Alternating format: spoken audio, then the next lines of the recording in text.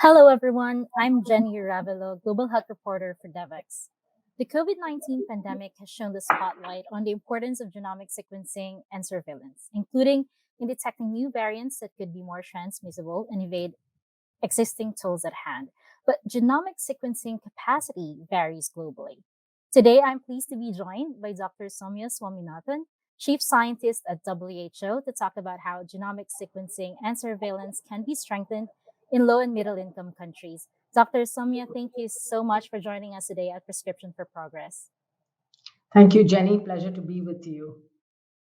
Well, P4P is really about partnerships. So I wanted to start by asking you about some of the significant, existing partnerships that you have at WHO to help build countries' genomic sequencing and surveillance capacities, and what opportunities are available for the private sector, for the tech industry to help in this effort.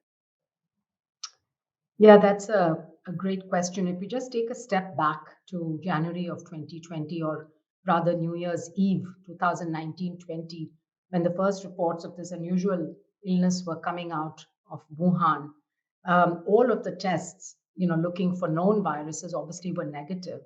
And it was the genome sequencing that was done with the specimens from these patients that are then allowed the Chinese scientists and China CDC to find out that this was a novel coronavirus.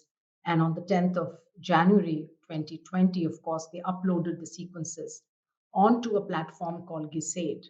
And why I'm saying this is it's because that this happened in a really quick, time, within a few weeks of knowing that there was these unusual illnesses going on. We had whole genome sequences that could then be publicly shared, because it's not enough to sequence, it's also critically important to share. And we had a platform, GISAID, that had been running for influenza since 2008, that was quickly able to set up a similar platform for SARS-CoV-2, and they've since expanded to RSV as well. And today we have over 8 million genome sequences on that platform. The other observation is that at the beginning of the pandemic, less than half of WHO's member states, 194 countries, had capacity to sequence. Today, about two-thirds of them have, but again, that's not good enough. It still means that a one-third of countries around the world do not have any capacity. And if you look at some of these global maps that GISAID and others put out, you will see gray areas, mostly in Africa, but also in parts of Latin America where there's no data. So that's the first thing for us, is to recognize that sequencing capacity is very unequally distributed. And if you look at where the GISAID sequences are coming from, clearly Europe is by far the largest contributor. And from Africa, you'll see most of it coming from South Africa and one or two other countries. So we need to look at expanding that capacity. What are the challenges? And this is where I think the partnerships, including the private sector, comes in. There's the cost of the equipment, of course, the hardware. There's also the running cost, the reagents, which in many countries have to be imported. There are delays, but there are also, it's quite expensive. And so often, these are done through research projects, but governments are unable or unwilling to support and fund ongoing genomic surveillance of many pathogens, because it does require financial investment. So I think the private sector has done well in developing lower cost hardware. So we don't really need the large sequencers which cost millions, but you could do with smaller.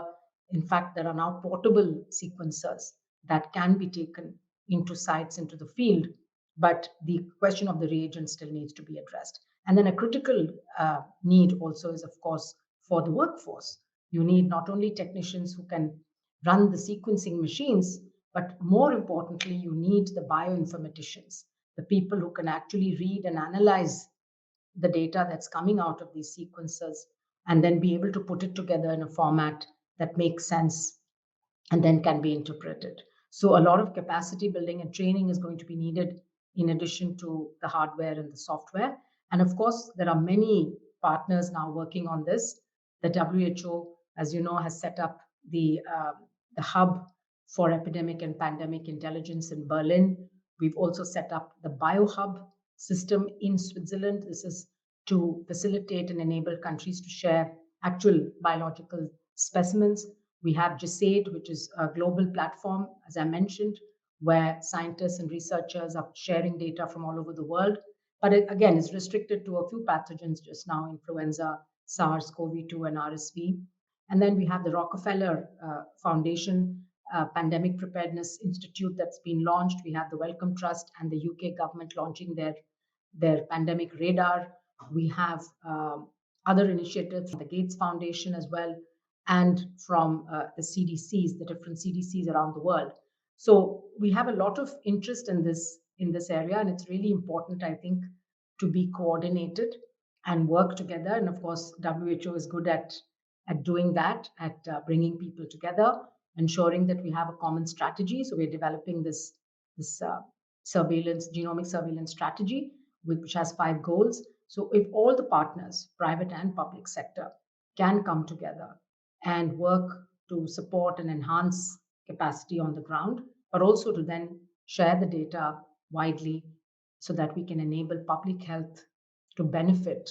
Ultimately, we want public health decisions to be based on real time data. And as you know, we've been not only tracking variants over the last 2 years, but it's also enabled countries to track their own epidemiological situations, look at where they're having maybe like super spreader events, uh, care homes, how infection is being introduced into different communities and situations. There are many ways in which genomic sequencing actually enables uh, and can improve public health decision making. So clearly, it's a technology that we want to use more and more in the future, and we need to come together now to see that this can happen, but in a coordinated manner, in a cohesive manner.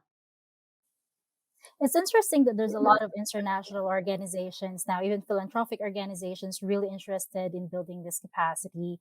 But you also mentioned something about earlier about, maybe unwillingness by some governments because it does require huge resources.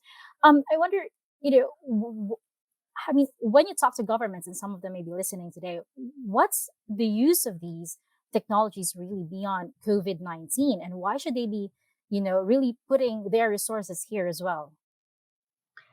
Yes, I think that's really important because clearly COVID or other emerging pathogens is not the only, though it's an important application.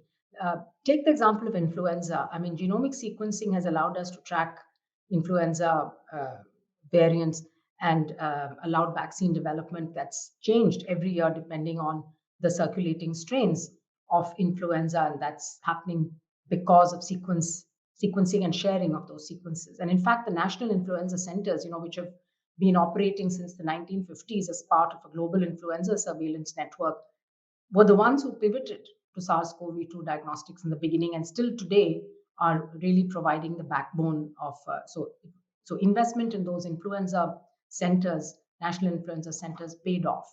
Now we need to expand those centers to be able to do more broadly other respiratory pathogens. I mean, influenza is one example.